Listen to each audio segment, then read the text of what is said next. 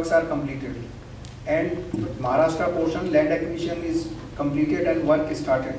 Now system work is going to start. The trials for this thing depend on completion, depends on many factors, and as you are aware. So it is likely to be in later part of 27. We can see that sometime trial run will start from in Gujarat portion. 2027 first trial run will start. Will start in Gujarat portion, likely to start. Okay, thank you. Number 41. 41. Hello sir, Shreya from Business Standard. I have two questions. One is regarding the two initiatives that you mentioned, Pragati and Gati Shakti. While these two initiatives have brought down the silos in the central government, there still remain challenges at the state level, something that this government has stated out to be cooperative federalism, and that leads to delays in a lot of infrastructure projects, especially with regards to land acquisition, etc. So how is the central government trying to iron out those differences with various state governments and bring on board to say a Gati Shakti portal? My second question is with regards to climate. Given that the country now has a net zero target year and all the infra ministries present here would be in the first line of action. So how are these ministries preparing for India's climate action plan? No, as far as coordination with the states is concerned, that's happening. That is required because land is a state subject. So land acquisition, you need the state government's cooperation. So we are coordinating with the state government, and that is something which that coordination will continue. As I said, under Pragati, the state government officers are also present, and we have seen that it works. The problems are sorted out because the chief secretary, the principal secretary, deputy, etc. are there. So it works. That coordination is working. We also coordinate at the ministerial level, chief minister and the concerned minister of state, and the secretaries coordinate with the chief secretary. So it's working, and that's what happens in the federal system. That you coordinate. This was one question. As far as the next question, what was the next question? About net zero. Now, railways already have a net zero target of 2030, and by and large, we shall get to that. Our net zero target is 2070. But we shall get there. We have a plan. Number one, we are greening our electricity. We have already started having bids for round-the-clock renewable energy. Right now, the storage is expensive. The bid which we had for 1,000 megawatt hours of storage, that rate came to 110 rupees per kilowatt hour. So hopefully, as we add volumes, the cost of storage will come down. We had a PLI for battery storage. Once that manufacturing starts, hopefully the cost will come down further. We are coming out with another PLI for battery storage.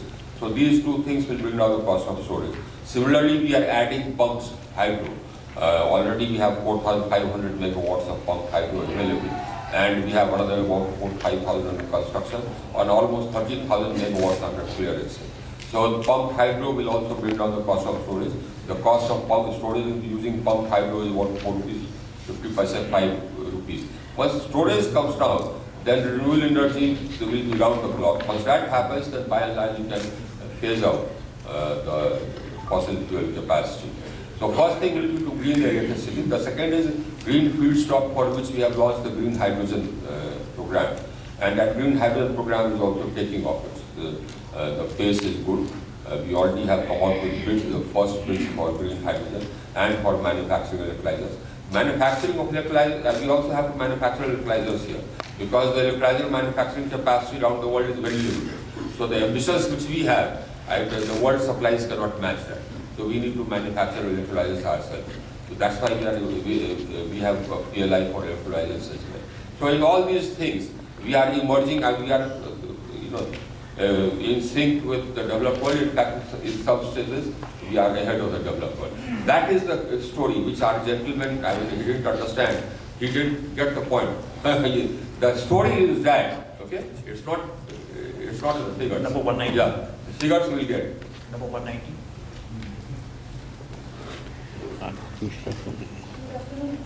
Good afternoon, everyone. This is Bhashwati from Music. My question, I have two questions and both are related to telecom. And I wanted to know we have already witnessed the fastest 5G rollout in India, but when we can expect all the tier 2 and tier 3 cities to be covered in under the 5G? And the second question, like, do we have any target for that? And secondly, I have the question for what is the status of India's 6G initiative so far? Thank you. Thank you for asking that question. Firstly, the pace of 5G rollout has been so fast that if you look at the number of BTS that we have installed per day in the last 9 years, when 5G got rolled out, it is double the speed. So if you have done 500 BTS per day in the last 9 years, with the 5G rollout, it is 1,000 sites per day in the last 9 months, ever since the rollout started on 1st of October. Now, when it comes to targets, the targets that we have given when we assigned the spectrum is a particular number which was surpassed in the first 3 months itself. It was a 3-year target surpassed in 3 months. So it is now a demand-based expansion that is happening. And the commitment given by the telecom service providers is that they will cover all the taluka headquarters by the end of this year. Yeah. And on the second question, while the 5G rollout is currently happening, we have started work on the 6G. In March this year, Prime Minister unveiled a 6G vision document. And along with that, we are funding a 200 crore 6G test bed. And in the recent visit of Prime Minister to US, we have also started collaboration with the US agencies on doing the front-end research and development in 5G standards, services, and products. Thank you. Number 47. Sir, excuse me. So good afternoon. This is Ajay Agarwal. So my question is about the India growth story, what we are projecting. So the backbone, all the 8 ministries are represented. But here we don't have the skill development ministry represented, because the major challenge, as other friends have said, it's about skill. So all these ministries together and the skilled people, and the biggest threat, the global threat, is artificial intelligence, where the jobs are being snatched away. So how are you going to take this challenge on the international level, sir?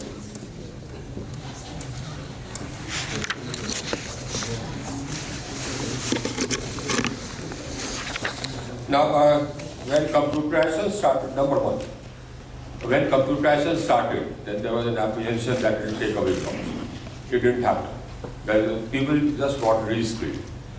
Now, so we have a Ministry for Skilling, we have skill development centers, and our students, they are bright enough to know as to what are the skills which are in demand. And you will find that the training centers for such skills are going up. We already have one of the largest pools of skilled manpower in the world.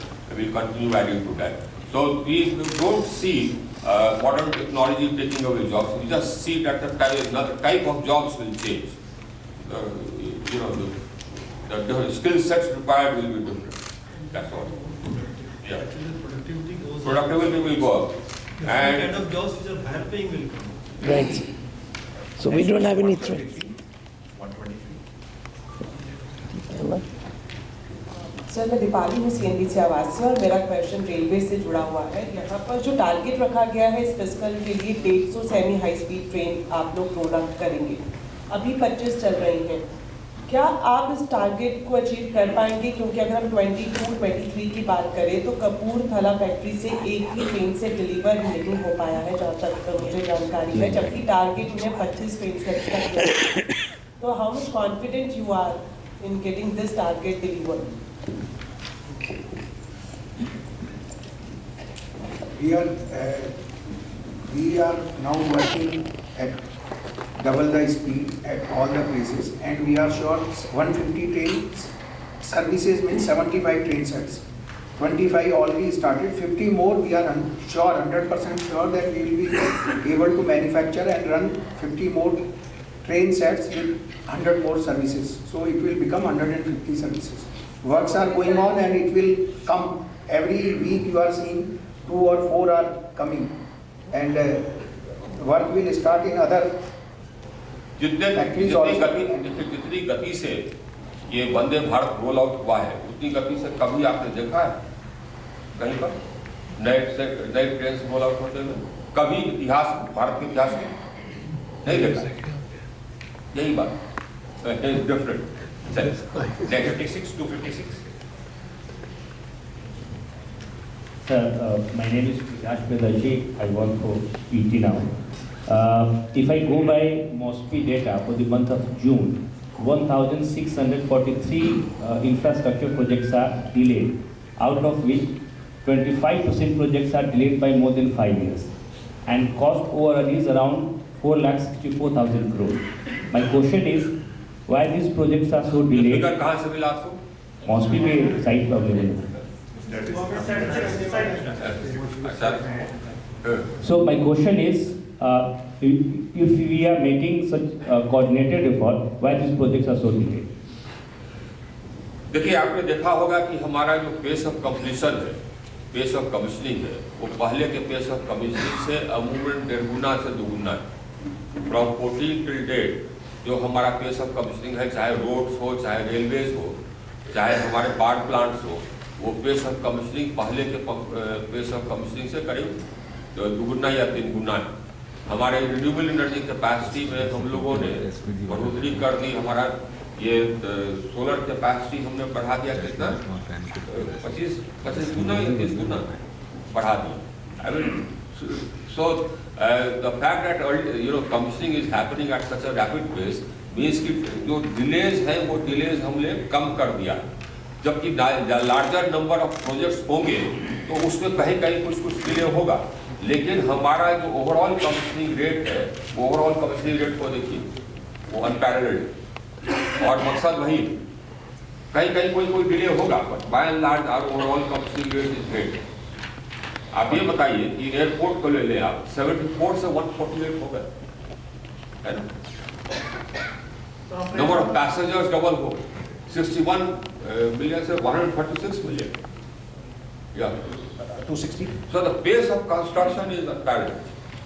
इतने passengers को accommodate करने के लिए हमने terminals बनाए, infrastructure बनाए। But Congress का आरोप है कि जो रेलवे एयरपोर्ट की आप बात कर रहे हैं उसमें ये नंबर सही नहीं है, उसमें हेलीकॉप्टर हेलीपैड वगैरह पे उसको ये लिस्ट हम दे देते हैं आपको 148 का, सिविल एविएशन से है।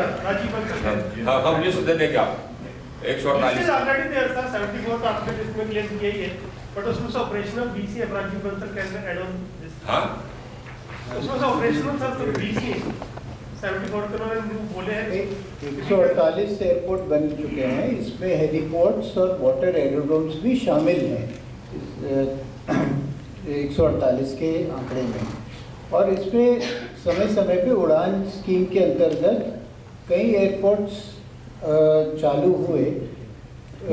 कोविड के दौरान, कोविड महामारी के दौरान हॉस्पिटैलिटी और एविएशन सेक्टर सबसे ज़्यादा प्रभावित हुआ। इस वजह से कुछ एयरपोर्ट्स कुछ समय के लिए कनेक्टिविटी आज की तारीख में नहीं है, नॉन शेड्यूल्ड ऑपरेशन उन एयरपोर्ट्स पे चल रहे हैं, तो एयरपोर्ट्स तो ऑपरेशनल हैं। वो तो रात को तो लैंडिंग सिस्टम ही नहीं है त्रिपुरा में। ओके, ठीक है। नंबर 260 त्रिपुरा में क्या प्रॉब्लम है? नंबर 260 में रात को लैंडिंग सिस्टम ठीक है। और त्रिपुरा में रात को वो ये एयरपोर्ट अंधेरा में रहता है। अच्छा, नोट कर number 260 Manipur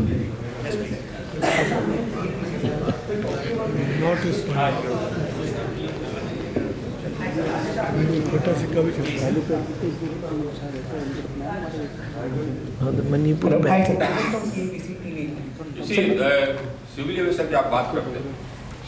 Let me tell you, I come from North India. I never thought that I'll be able to fly from Darbhanga straight. It's happening. And that is as far as Bihar is concerned.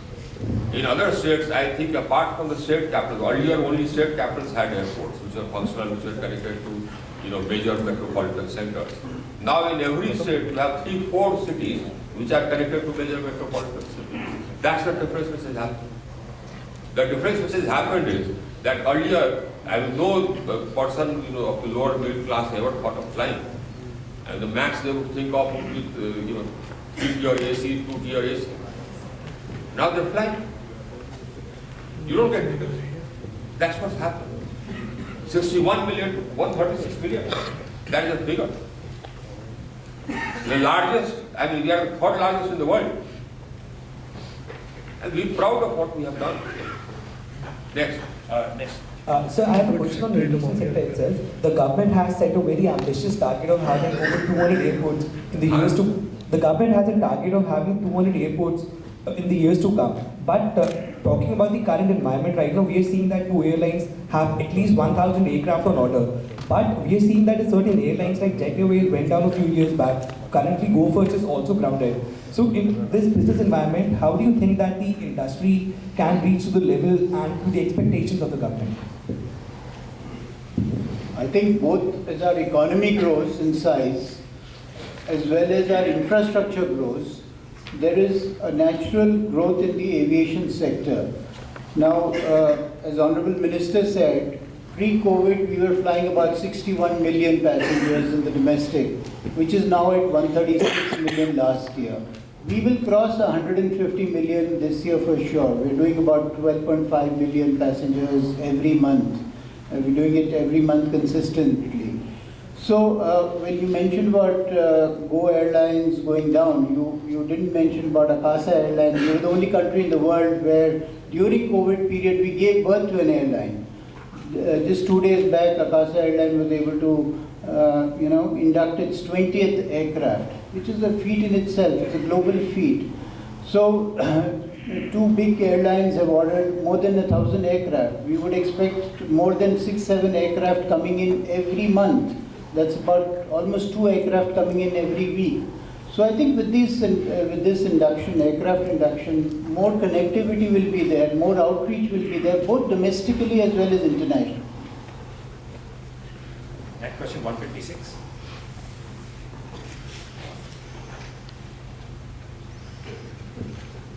Hello. So now from